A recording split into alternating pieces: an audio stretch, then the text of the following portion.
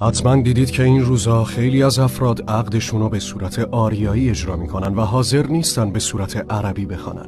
حالا بریم متن عقد آریایی و عربی رو با هم مقایسه کنیم. در متن عقد عربی میگوین انکحت زوجتک نفسی الی صداق المعلوم، که معنی آن می شود در برابر پول معینی که به من می دهی خود را در اختیار تو قرار می دهم.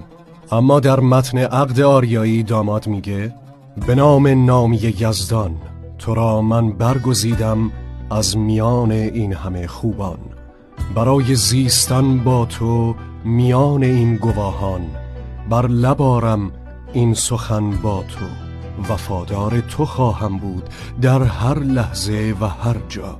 پذیرا می شوی آیا؟ و در ادامه عروس می گوید پذیرا می شوم مهر تو را از جان، همکنون باز می گویم میان انجمن با تو، وفادار تو خواهم بود در هر لحظه و هر جا. نظر شما چیه؟ شما کدومو ترجیح میدین انجام بدین؟